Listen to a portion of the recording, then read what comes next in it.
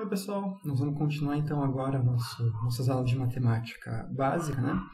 E o assunto da nossa aula agora vai ser então de radiciação, que é um nome bonito para falar raiz, certo? Que a gente faz raiz quadrada, raiz cúbica. Então vamos dar uma olhada nisso aí. Qual é a ideia? Essas operações matemáticas que a gente está vendo, em geral, a gente tem um propósito para criar elas. Por exemplo, a gente está contando e a gente quer juntar quantidades que a gente contou, e com isso a gente cria a operação de adição, por exemplo. E logo então, quando a gente começa a definir essas operações, faz todo sentido a gente pensar na operação inversa dela, certo? Por exemplo, a gente fala de adição e a operação inversa da adição, que é a subtração, certo? O que eu quero dizer com operação inversa? É quando a gente faz uma pergunta desse tipo. Então, imagina que a gente sabe somar, e daí alguém te faz a pergunta. Então, qual é o número que somado com 2 dá 5? Então, agora, o teu objetivo não é fazer uma conta de mais, mas é descobrir qual número tu tem que colocar numa conta de mais para dar o resultado que te interessa. Então, se a gente faz a pergunta aqui, qual é o número que somado com 2 dá 5, na verdade a gente está querendo resolver um problema de subtração, né? Que é descobrir quanto que é 5 menos 2, que a gente sabe que é 3. Da mesma maneira, a gente pode fazer um processo parecido com a multiplicação e chegar na operação inversa dela, que é a divisão. Por exemplo, se a gente perguntar qual é o número que multiplicado por 3 nos dá 12, a gente pensa, bom, para descobrir isso eu vou ter que fazer 12 dividido por 3. E eu chamo então que esse número é 4. Então, para descobrir o número que eu tenho que colocar numa conta de multiplicação para dar um certo resultado, eu uso a operação de divisão. E agora, então, a gente pode fazer esse mesmo tipo de raciocínio para a operação de potenciação. Por exemplo, a gente aprendeu, então, já como que a gente leva números ao quadrado, números ao cubo, e agora a gente pode fazer a pergunta inversa. Por exemplo, qual é o número que, se eu elevar ao quadrado, eu vou obter 64? Ou qual o número que elevado ao cubo dá 27? Certo? Então, é para responder essas perguntas que a gente cria a operação de radiciação. Então, vamos ver. Vou pegar aqui a nossa caneta. Vamos começar. Se a gente tem uma pergunta desse tipo, qual o número que elevado ao quadrado nos dá 64? A gente escreve, digamos, essa operação contrária da seguinte maneira. O número que elevado ao quadrado é 64 é o que a gente chama de raiz quadrada de 64. Então, esse símbolo aqui, esse contorno assim, em volta do número, né? Esse símbolo característico é o símbolo de raiz. E quando a gente escreve, então, raiz de 64, ou também a gente pode ver com 2 aqui, isso é a mesma coisa, a gente está dizendo a raiz quadrada de 64. Ou seja, qual é o número que elevado ao quadrado nos dá 64? E a resposta disso é 8, certo? Por que é 8? Justamente porque, como 8 ao quadrado é 64, por definição, então, a raiz de 64 é aquele número que ao quadrado dá ele, ou seja, é o 8, certo? Então, justamente a raiz de um número é exatamente a operação contrária do elevar ao quadrado. Ou a gente pode generalizar isso para elevar qualquer potência. Por exemplo, se eu pergunto qual o número que elevado ao cubo me dá 27, isso aqui, a gente escreve o número que elevado ao cubo dá 27 como a raiz cúbica de 27. E daí a diferença então é que nesse cantinho, em vez de colocar um 2, a gente coloca um 3, certo? Então, esse mesmo símbolo de raiz, só que agora com 3 aqui, a gente chama de posição do índice, de 27. Então, a gente lê isso como raiz cúbica de 27. E isso significa, então, o número que é elevado ao cubo nos dá 27, que justamente vai ser 3. Por que é 3? Ora, é 3 porque 3 elevado ao cubo nos dá 27. Certo? Então, a gente pode fazer essa raiz com qualquer número natural aqui. A gente poderia perguntar, por exemplo, pegar uma outra cor, qual que é a raiz quinta, daí a gente vai começar a chamar esses caras por raiz quarta, raiz quinta, raiz sexta e assim por diante. Só a raiz segunda e a raiz terceira que tem um nome especial, né? Raiz quadrada e raiz cúbica. Então aqui, por exemplo, a gente poderia se perguntar qual que é a raiz quinta de 32, por exemplo.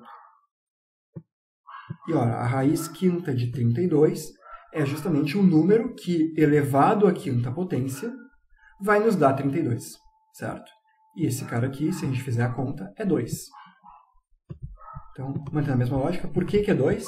Ora, raiz quinta de 32 é 2, porque 2 elevado à quinta potência é igual a 32, certo? Então, esse símbolo aqui é o símbolo de raiz, que indica uma operação inversa à da potência. Descobrir qual número eu tenho que elevar a essa potência para obter o número que está dentro da raiz. O númerozinho aqui, o índice da raiz, nos indica qual potência a gente está se referindo, se é elevar ao quadrado, se é elevar ao cubo, se é elevar à quinta potência, assim por diante. E, por convenção matemática, em geral a gente não vai colocar esse 2 aqui. Se a gente escreve um símbolo de raiz sem nada escrito, é porque a gente supõe implicitamente que esse cara aqui é o 2, certo? Então, se a gente vê escrito assim, raiz de 64 sem o númerozinho aqui, a gente sabe que a gente está falando de uma raiz quadrada, certo? Então, vamos ver alguns exemplos. Por exemplo, aqui, raiz de 81. Não tem nada aqui, então eu já sei que isso é uma raiz quadrada, certo? Tem esse 2 implícito aqui. Ou seja, a pergunta é, qual o número que elevado ao quadrado dá 81? E daí, então, se a gente pensar um pouco, lembrando a tabuada, por exemplo, a gente vai ver que o número que elevado ao quadrado dá 81 é 9. Certo? 9 ao quadrado é 81, e, portanto, a raiz quadrada de 81 é 9. O que mais? Qual é a raiz cúbica de 64? Ora, a gente pode ter que parar para pensar, mas se vocês começarem a procurar, não só nas tabuadas, mas a pensar, chutar valores e testar, por exemplo, a gente vai ver que o número que elevado ao cubo nos dá 64 é 4. Afinal, pega lá, faz 4 vezes 4 vezes 4, certo? 4 ao cubo, a gente vai encontrar 64. Então, por definição, a raiz cúbica de 64 é 4. Da mesma maneira, por exemplo, então, se a gente quiser calcular a raiz quarta de 16, é o número que elevado à quarta potência vai nos dar 16, e esse cara aqui, se a gente fizer conta, é o número 2, certo? Porque, afinal, 2 elevado à quarta potência, ou seja, 2 vezes 2 vezes 2 vezes 2, nos dá 16. A coisa é um pouquinho mais sutil quando a gente está calculando as raízes de números negativos. Por quê? Eu vou começar aqui pela raiz cúbica de menos 64. Vamos pensar. Que número que elevado ao cubo nos dá menos 64? Bom, a gente acabou de ver aqui do lado que 4 ao cubo, certo? 4 vezes 4 vezes 4 é 64. Então, se a gente parar para pensar, se a gente fizer o menos 4 ao cubo, menos 4 ao cubo, isso aqui vai ser menos 4 vezes menos 4 vezes menos 4 de novo, certo? Então, menos 4 vezes menos 4, a gente tem a multiplicação de dois números negativos, isso aqui vai nos dar um número positivo, certo? Então, menos 4 vezes menos 4 nos dá 16 positivo.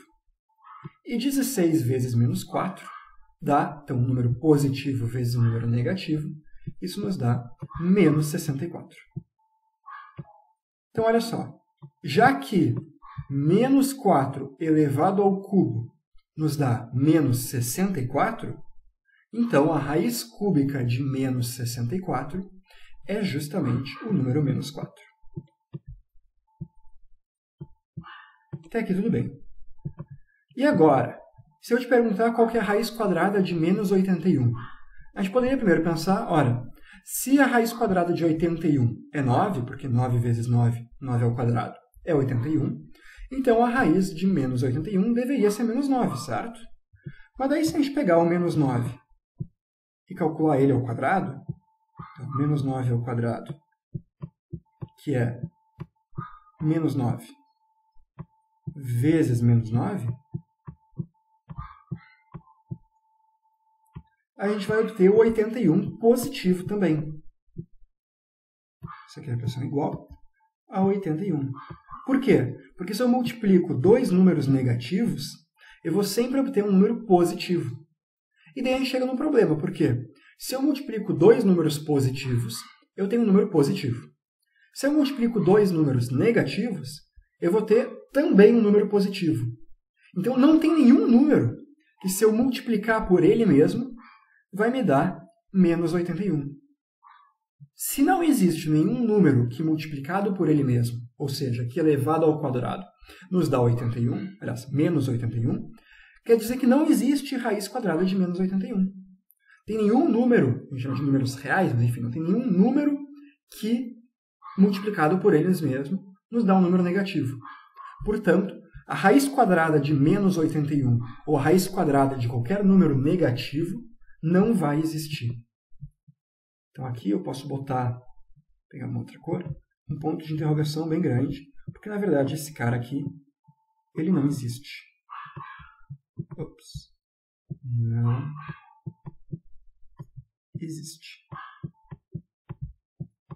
Isso aqui não vai ser particular só da raiz quadrada. Porque se a gente for pensar, olha só, a gente teve esse problema de não existir a raiz para a raiz quadrada, e a gente não teve para a raiz cúbica. Por quê? Porque se a gente faz um número negativo vezes ele mesmo, a gente tem um número positivo. Mas, no momento que a gente multiplica por ele de novo, por exemplo, para calcular então um número negativo ao cubo, daí a gente passa a ter o sinal de menos novamente. Se a gente pegasse esse cara aqui e fizesse vezes menos 4 ainda mais uma vez, ou seja, se a gente estivesse calculando menos 4 na quarta potência, daí de novo esse sinal de menos ia desaparecer. Então aqui, por exemplo, da mesma maneira que o menos 9 ao quadrado nos dá 81 positivo, se a gente fosse calcular o menos 2, deixa eu voltar aqui para o vermelho para manter o padrão. Se a gente for calcular o menos 2 elevado à quarta potência, a gente vai ter também, faz a conta ali, um 16 positivo. Então, qual é o padrão que a gente está observando? Que se a gente pega um número negativo e começa a elevar as potências, nas potências pares, elevado ao quadrado, elevado na quarta, e assim por diante, o resultado vai ser sempre positivo. Então, o que acontece?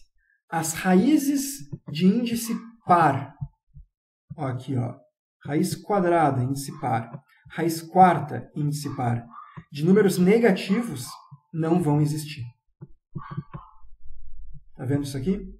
Não tem nenhum número que elevado ao quadrado nos dê menos 81. Não tem nenhum número que elevado na quarta potência nos dê menos 16. Raízes de índice par de números negativos não vão existir.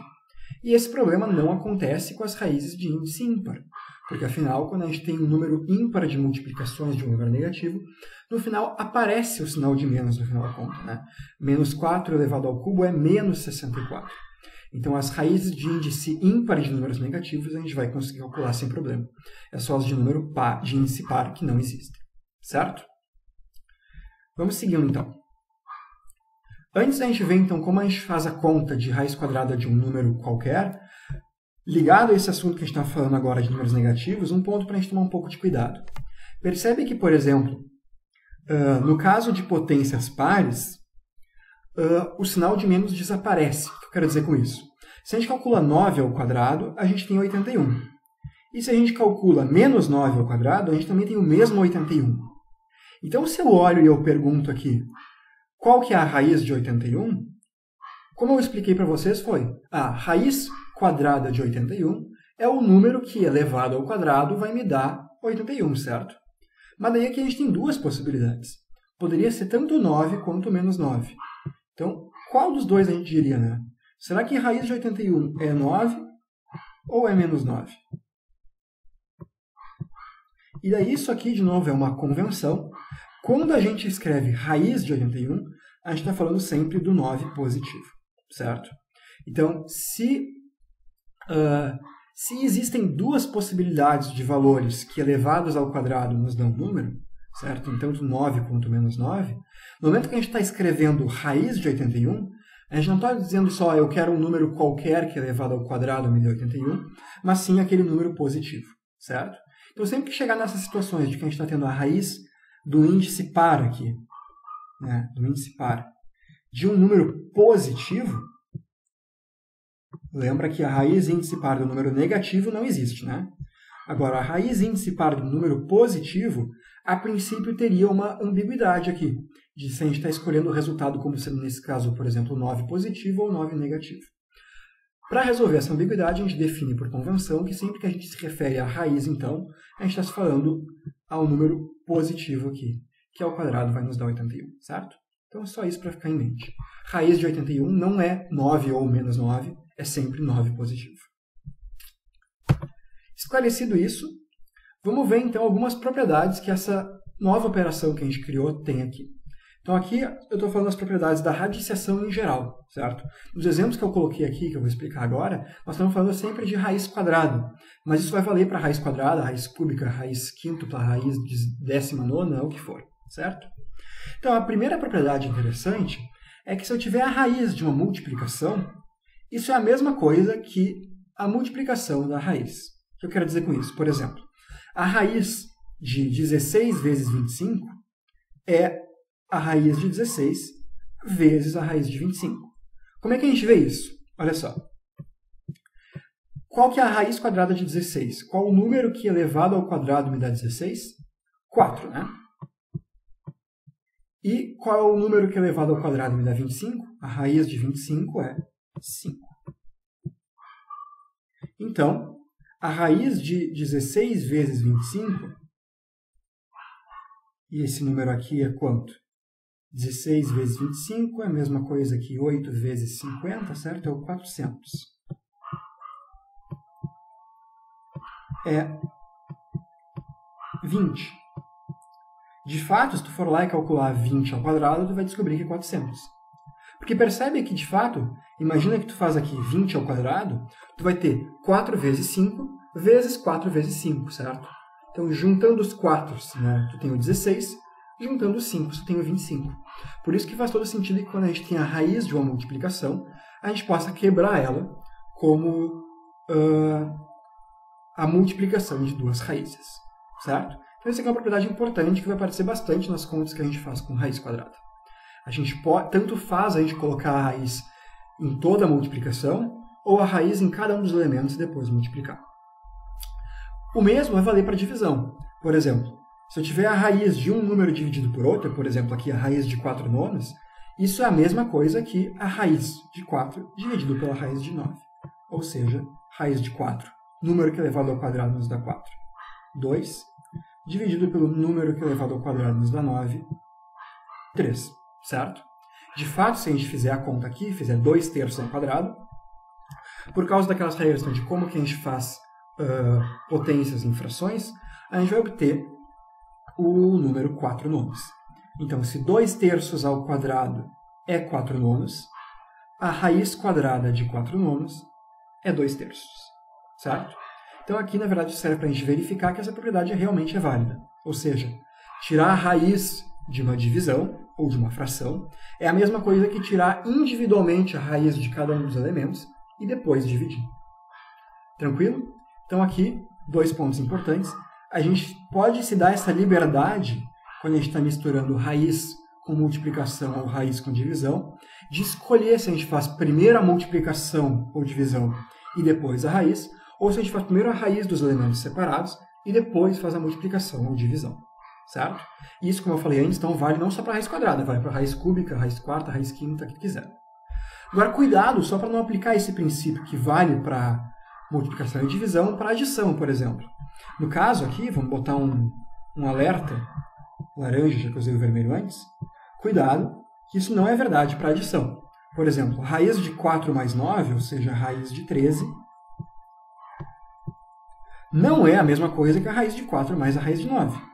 Para se convencer disso, basta a gente fazer essa conta, olha só. Raiz de 4 é 2, E raiz de 9 é 3, certo? Então, 2 mais 3 é igual a 5. Mas, cuidado, 5 ao quadrado é 25, certo? Não é 13.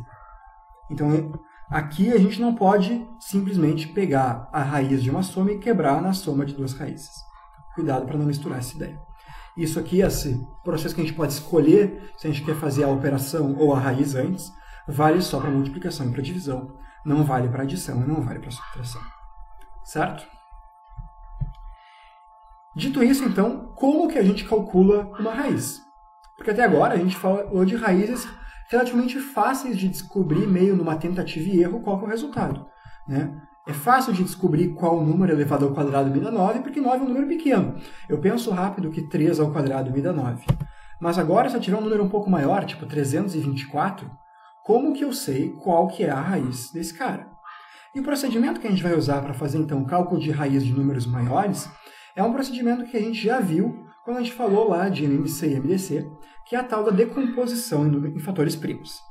Então, vou dar uma lembrada. Lembra que números primos são aqueles números que só são divisíveis por eles mesmos e por 1. Então, é o 2, 3, 5, 7, o 11, e assim por diante, certo? São os números que só são divisíveis por 1 e por eles mesmos. A ideia desses caras é que eles formam tipo os blocos básicos em que a gente pode escrever qualquer outro número natural, né, qualquer outro número desses inteiros, com uma multiplicação desses bloquinhos básicos, desses números primos.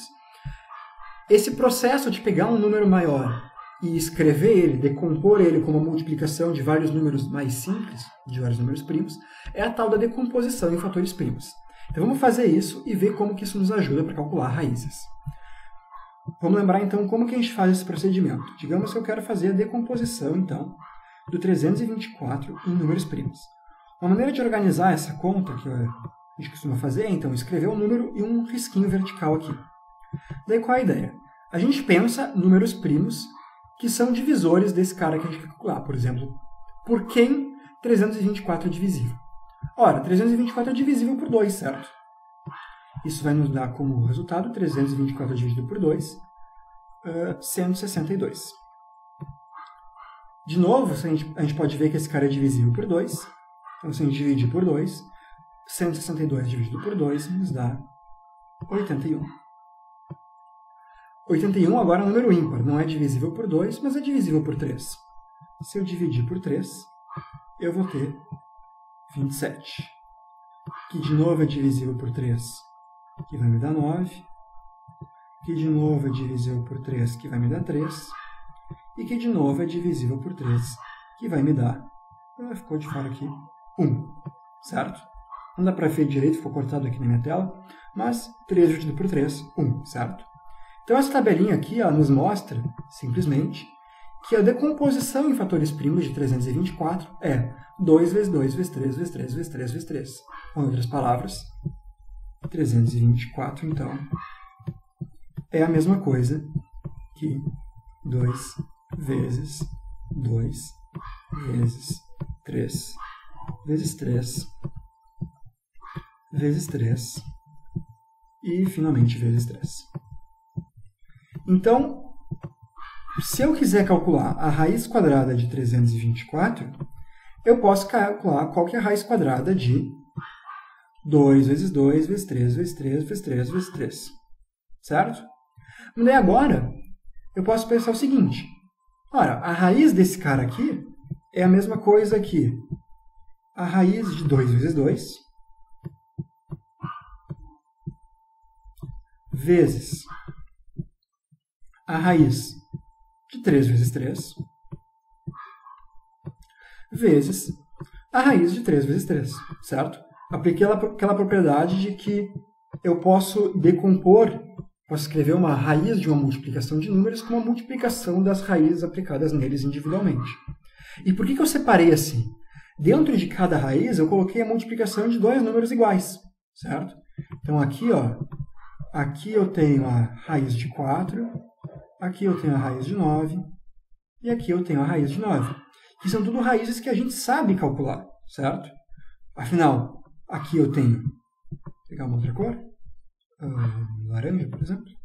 Isso aqui é simplesmente 2 vezes 3, né? 2 é a raiz de 4 e 3 é a raiz de 9. Vezes 3. 2 vezes 3 é 6. 6 vezes 3 é 18.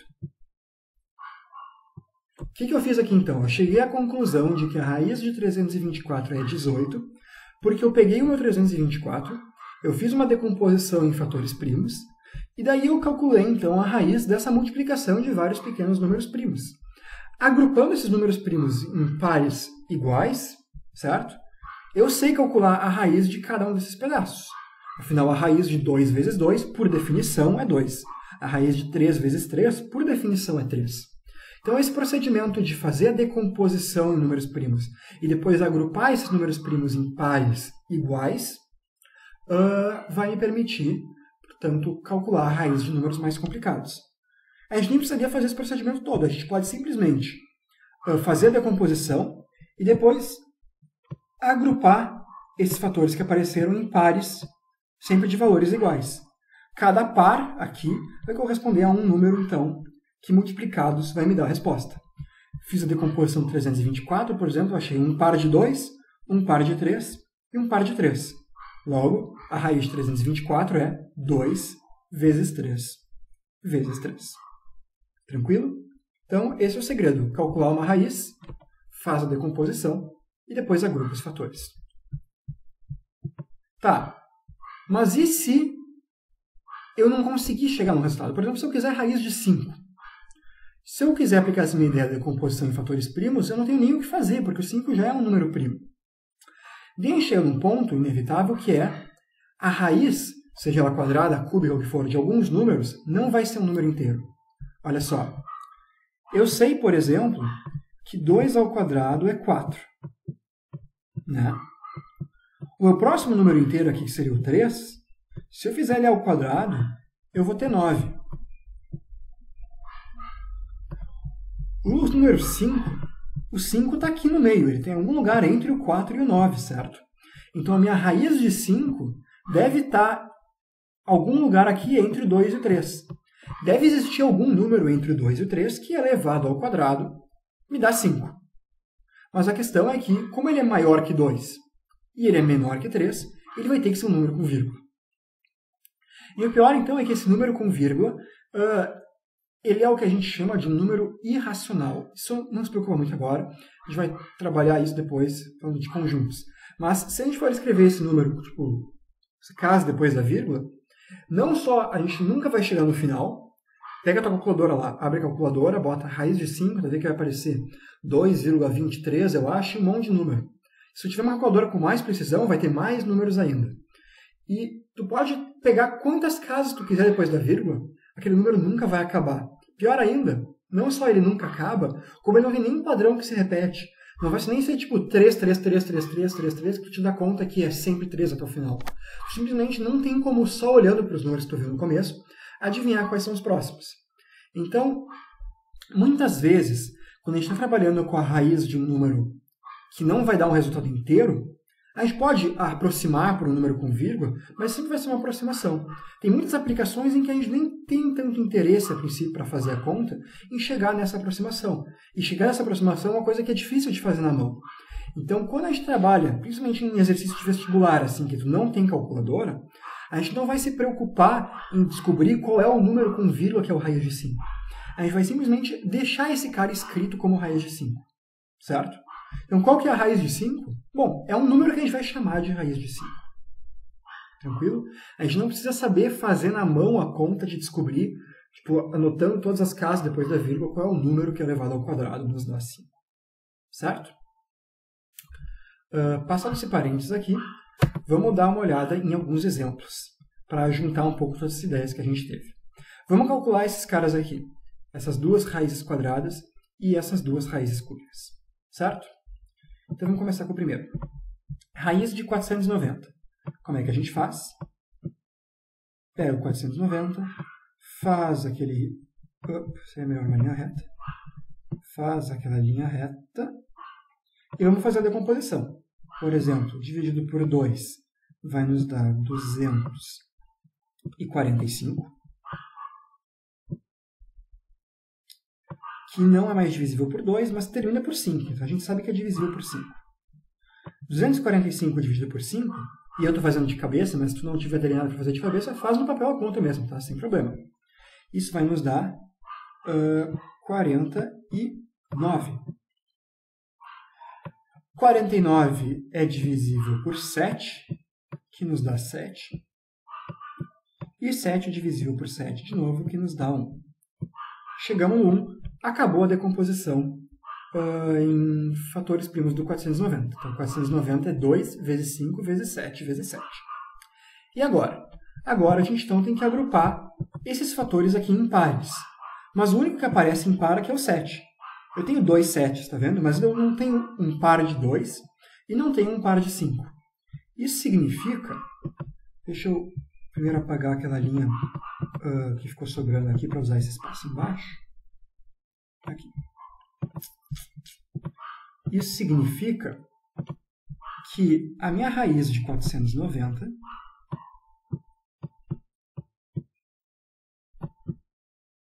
é igual, portanto, a raiz de 7 vezes 7 vezes a raiz de 5 vezes 2 aqui, né? Esse 7 vezes 7, como a gente conseguiu agrupar num parzinho aqui de dois números iguais multiplicados, né? A gente sabe que a raiz desse cara é o próprio 7, certo? 7 vezes 7, 7 ao quadrado é 49. Portanto, a raiz de 49, a raiz de 7 vezes 7 é o próprio 7. 5 vezes 2, a gente não consegue fazer esse raciocínio.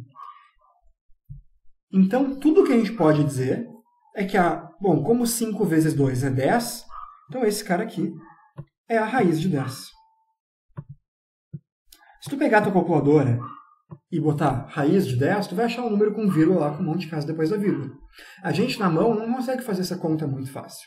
Então, quando a gente chega num caso assim, a gente simplesmente mantém o número aqui dentro da raiz. Qual é a conclusão que a gente chega, então? Se a gente teve um pedaço que a gente conseguiu simplificar e um pedaço que não. Cara, simplesmente a gente vai dizer que a raiz de 490 é 7 raiz de 10. Ou seja, é 7 vezes a raiz de 10, certo? Pode fazer esse teste. Pega a tua calculadora e calcula a raiz de 490. Anota o número que der. Depois faz a raiz de 10 e multiplica o resultado da raiz de 10 por 7. Você vê que vai dar a mesma coisa. Ou seja, 7 vezes a raiz de 10 é a mesma coisa que a raiz de 490. Agora, é mais fácil a gente trabalhar com esse número aqui. Porque, embora esses dois sejam a mesma coisa, a gente fez um processo que nos simplifica o número. Em algum desses processos, a gente vai simplificar a ponto de chegar simplesmente no número inteiro, e algumas vezes a gente não vai conseguir. Mas aí, pelo menos, em vez de estar trabalhando com a raiz de um número grandão, tipo raiz de 490, a gente pode simplesmente dizer, não, ok, é a raiz de 490, mas eu posso fazer essa decomposição em fatores primos e descobrir que esse cara, então, é 7 vezes raiz de 10. Certo? Vamos fazer isso para mais uns exercícios aqui. Por exemplo, raiz de 180. Vamos lá. 180, decomposição em fatores primos. É divisível por 2, então isso vai nos dar 90. Dividido por 2 de novo nos dá 45. Dividido por 3 nos dá 15. Dividido por 3 de novo nos dá 5. E daí, finalmente, dividido por 5 nos dá 1. Então está aqui a nossa decomposição em fatores primos. Se a gente for agora agrupar esses fatores primos em pares, né, de fatores iguais, a gente vai ter aqui um par de 2, um par de 3, mas só um 5. Ou seja, a raiz de 180 é 2 vezes 3 vezes a raiz de 5. Tá vendo? É como se cada par que a gente forma é um número que a gente pode tirar da raiz. Né? A gente para de ter ele dentro da raiz. Enquanto que os que não estão com pares, a gente não consegue tirar. Ou seja, esse cara aqui é simplesmente 6 vezes raiz de 5. De novo, se tu fizer na calculadora a raiz de 180 ou 6 vezes a raiz de 5, tu vai encontrar o mesmo valor. Mas é mais fácil e é mais simples a gente ver o número como 6 raiz de 5 do que raiz de 180. Esse procedimento também serve para calcular raízes cúbicas, por exemplo. Como é que a gente faria?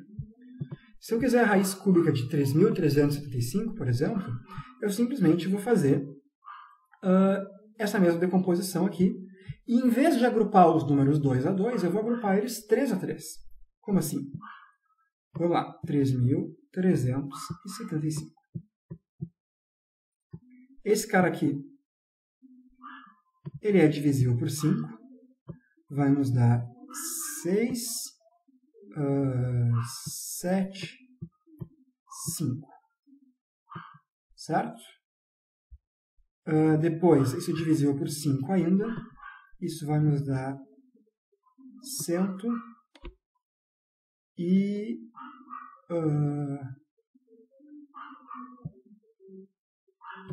é essa a conta? 3.375, só para não escrever bobagem. Isso aqui dá 600 vezes 5 dá 3.000. 70 vezes 5 dá 350, fica 3.350, mais 5 vezes 5, 25, tá certo. Então agora, 635 dividido por 5 nos dá 135. Isso aí. Agora, de novo, isso é divisível por 5. 135 dividido por 5 nos dá 27. O 27 agora ele é divisível por 3, que nos dá 9. O 9 é divisível por 3, que nos dá 3. E o 3 é divisível por 3, obviamente, nos dá 1. Agora sim. Conferir, está certinho essa divisão toda. Então agora que a gente terminou a decomposição em fatores primos, a gente vai agrupar esses caras. Só que agora, como é uma raiz cúbica, em vez de agrupar eles de 2 em 2, a gente tem que agrupar eles de 3 em 3. Então, quantos grupos de 3 números iguais a gente encontra? E aqui a gente vê certinho o que a gente faz. Um grupo de 3 números 5 e um grupo de 3 números 3. Logo, a raiz cúbica de 3.375 é 5 vezes 3, certo? Ou seja, 15. Finalmente, para terminar aqui, vamos fazer mais um. Raiz cúbica de 120.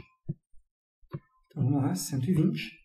Decomposição em números primos. Dá para dividir por 2, que nos dá 60. Dá para dividir por 2, que nos dá 30. Dá para dividir por 2 de novo, que nos dá 15.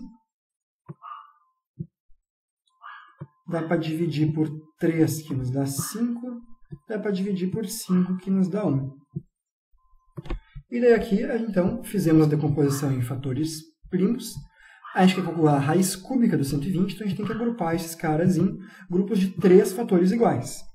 Aqui a gente tem um trio de 2, mas é o único, né? Os outros a gente não tem.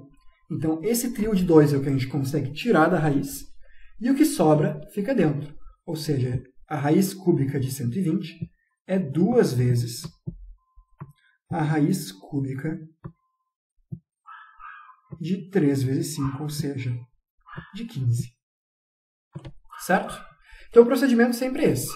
Faz a decomposição em fatores primos, agrupa ele em grupos do número de unidades do índice da raiz, né? Para a raiz quadrada agrupa em grupos de 2, para a raiz cúbica agrupa em grupos de 3 e assim por diante. Cada grupo desses fechado corresponde a um fator que vai estar fora da raiz, enquanto que os números que não fecharam o grupo ficam multiplicados dentro da raiz ainda. Certo? Então isso nos permite, em casos em que a raiz é inteira, chegar realmente em quem é esse cara, e em casos em que a raiz não é inteira, pelo menos escrever esse número de uma maneira um pouquinho mais simples. Por exemplo, em vez de escrever a raiz de 180, a gente escreve 6 raiz de 5. Certo? Vamos olhar um exercício aqui, então, que era do vestibular da FGV, para ver como que a gente pode usar esse conhecimento no exercício um pouquinho diferente. Aqui ele pede para a gente calcular 2 raiz de 3 mais 2 raiz de 12 menos 2 raiz de 35. Ora, direto raiz de 3, a gente não sabe, a gente sabe que não é um número inteiro, né? Então vai ser um cara com um monte de número depois da vírgula. A mesma coisa com raiz de 12 e a mesma coisa com raiz de 75. Então se a gente depender de calcular quanto que é cada um deles, para depois multiplicar e somar esses caras com um monte de número depois da vírgula, vai ser bem complicado. Mas então vamos ver se a gente consegue simplificar essas raízes. A do 3 a gente não consegue fazer nada, porque o 3 já é um número primo. Nós vamos fazer isso com o 12 e com o 75. Porque olha só, 12 é igual a, fazendo a decomposição em fatores primos, né? A gente pode dividir por 2, que nos dá 6, por 2 de novo, que nos dá 3, e por 3, terminando, nos dá 1. Então aqui é uma raiz quadrada, né? Então a gente agrupa aqui em pares. A gente tem um par de 2 e um 3 que ficou sobrando. Logo, a raiz de 12 é a mesma coisa que 2 vezes a raiz de 3. Da mesma maneira, a gente pode fazer a de 75. Pego o 75. Vamos fazer a decomposição. 75 é divisível por 3, né? Porque 75 dividido por 3 nos dá 25. 25 é divisível por 5, que dá 5. E dividido por 5 de novo, nos dá 1. Então aqui, mais uma vez, a gente pode fechar um par de 5, mas o 3 vai ficar sobrando. Ou seja, a raiz de 75 é 5 vezes a raiz de 3. E percebe que agora, apesar de eu ter esses termos com raiz ainda, em vez de eu ter uma raiz de 3, uma raiz de 12 e uma raiz de 75, eu tenho sempre termos que envolvem raiz de 3. E agora eu posso simplesmente ver quantas raízes de 3 eu tenho. Como assim? Vamos continuar nossa conta. A gente tem 2 raízes de 3. Imagina a raiz de 3 como sendo uma fichinha, assim, que vale a raiz de 3.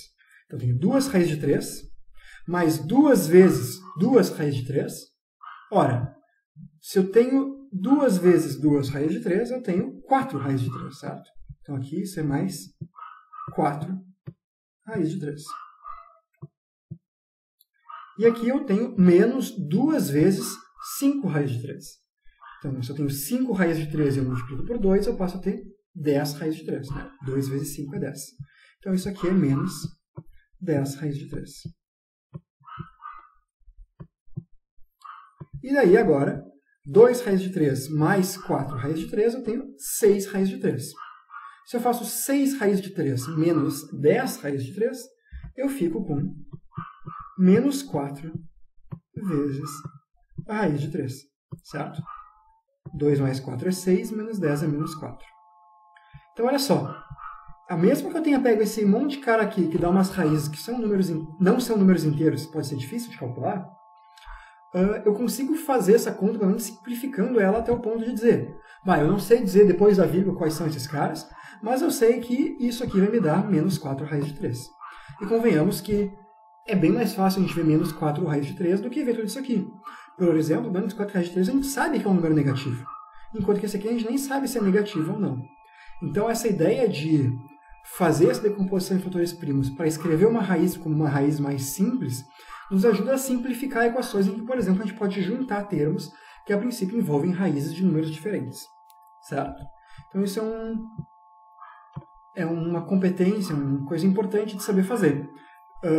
Digamos, dissecar essas raízes até a maneira mais simples possível de escrever elas, porque isso facilita as contas. Às vezes a gente chega no final e é um número inteiro, a gente calculou, perfeito. E às vezes pode não chegar no número inteiro, mas pelo menos a gente escreveu da maneira mais simples. Para fechar, então, a nossa aula, simplesmente um comentário interessante de que existe uma outra maneira da gente pensar raízes, em vez de escrevendo com esse símbolo aqui, que é pensando como potências. Uma potência especial de elevado a um número fracionário. O que eu quero dizer com isso? Poxa, se eu dissesse para ti quanto que é 27 elevado a 1/3, é possível que tu olhe para mim e diga, eu não sei nem se isso faz sentido. Porque quando a gente estuda potenciação, né, por exemplo, quando a gente faz, eu quero descobrir quanto que é 2 elevado ao cubo, ora, esse número aqui, o expoente, nos diz quantas multiplicações eu vou fazer, né? Então isso aqui nos diz que 2 ao cubo é 2 vezes 2 vezes 2. Então, eu tenho 3 números 2 aqui sendo multiplicados. Se eu tiver um 27 e não um terço, o que significa eu ter um terço de números 27? Não encaixa bem com essa definição de potência que a gente tem, certo? Mas isso se encaixa de um outro jeito.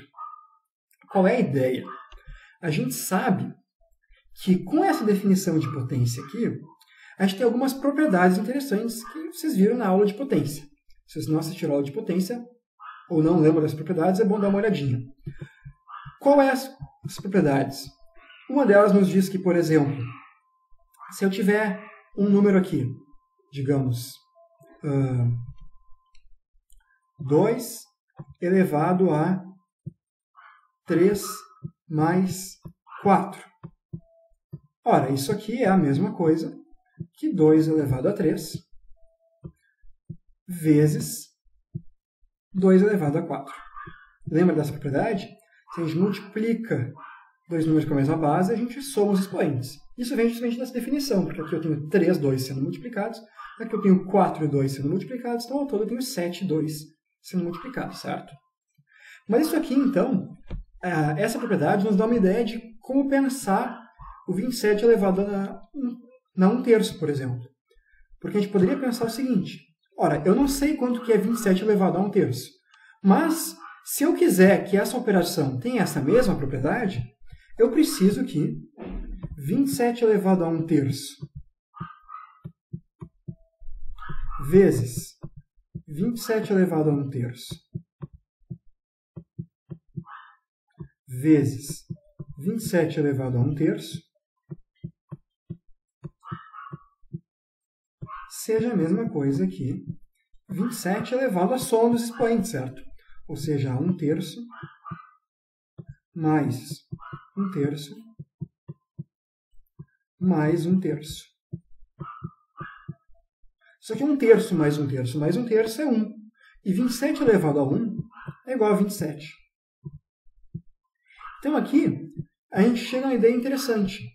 Que se eu quiser definir potência com um expoente fracionário, e eu quiser que isso faça sentido com essa operação de potência que a gente já tem definida, a gente precisa, por exemplo, que se a gente pegar o 27 elevado a 1 terço e elevar ele ao cubo, a gente obtém o próprio 27. Bom, mas qual é o número que elevado ao cubo nos dá 27? É raiz cúbica de 27, certo? Então, por causa desse comportamento aqui, faz todo sentido a gente pensar a raiz cúbica de 27 como sendo o 27 elevado a 1 terço. Ou melhor, pensando o 27 elevado a 1 terço como sendo a raiz cúbica do 27. Porque afinal, se a gente pegar a raiz cúbica do 27 e multiplicar 3 vezes, raiz cúbica de 27 vezes raiz cúbica de 27 vezes raiz cúbica de 27, a gente tem que, por definição, obter o próprio 27, certo? Então, esse raiz cúbica de 27 se comporta da mesma maneira que a gente esperaria que um 27 elevado a 1 terço se comportasse em alguma definição razoável do que é elevar a uma fração. Tudo isso para dizer que faz sentido, então, a gente pensar potência com expoente fracionário como sendo uma raiz. Essas duas coisas descrevem a mesma operação. Então, sempre que a gente vê um expoente fracionário, na verdade, o que a gente está vendo é que esse denominador do expoente ele está indicando o índice da nossa raiz. Em outras palavras, então, finalmente, 27 elevado a 1 terço é a mesma coisa que a raiz cúbica de 27, ou seja, só para dar um resultado aqui, 3. Certo? E daí a gente pode fazer isso com um número com vírgula qualquer. Qual é a ideia? Se a gente tem um expoente que não é um número inteiro, primeira coisa, vamos pensar esse aqui como sendo, esse número com vírgula como sendo uma fração. Por exemplo, 4 elevado a 1,5 é a mesma coisa que 4 elevado a 3 meios. Né? Porque 1,5 é a mesma coisa que 3 dividido por 2. Então, se eu quiser calcular quanto que é 4 na 3 meios, eu posso usar essa lembrança aqui, que esse denominador do expoente nos indica o índice da raiz. Ou seja, nesse caso aqui, 4 elevado a 3 meios é a mesma coisa que a raiz quadrada de 4 ao cubo. Então, o numerador aqui do expoente a gente preserva. Mas o denominador, ele nos indica o índice da raiz. E daí isso aqui é a raiz quadrada de 4 ao cubo, é a raiz de 64, que a gente sabe que é 8. Então, olha só, quem diria, 4 elevado a 1,5 é 8. Então, em geral, só para a gente fechar essa nossa aula, vale o lembrete, que é uma anotação nova, que faz todo sentido, portanto, que se a gente tem um número, vou botar com letras agora, mas um número aqui elevado a uma fração, então eu estou colocando x elevado a b, a gente vai dizer que esse x, esse a e esse meu b podem ser números quaisquer. Dizer que eu estou pegando um número e elevando a uma fração é a mesma coisa que dizer que eu estou calculando a raiz, índice b, desse cara aqui, do x elevado a a, certo? Ou, em outras palavras aqui, se pensar com letras é complicado, pensa com números aqui. 4 elevado a 3 meios é a mesma coisa que a raiz quadrada de 4 terços. Preserva o numerador aqui no expoente e o denominador representa o índice da raiz, certo? E isso aqui vem justamente, então, para que essa nossa operação de potência com expoentes fracionários preserve as mesmas propriedades da potência com expoentes inteiros que a gente já conhece, certo? Então é isso para a nossa aula. Radiciação, então, como calcular raízes, e esse comentáriozinho aqui de que raízes é equivalente a uma potência com expoente fracionário. Qualquer dúvida, estamos à disposição para vocês, certo? Até a próxima, gente. Tchau, tchau.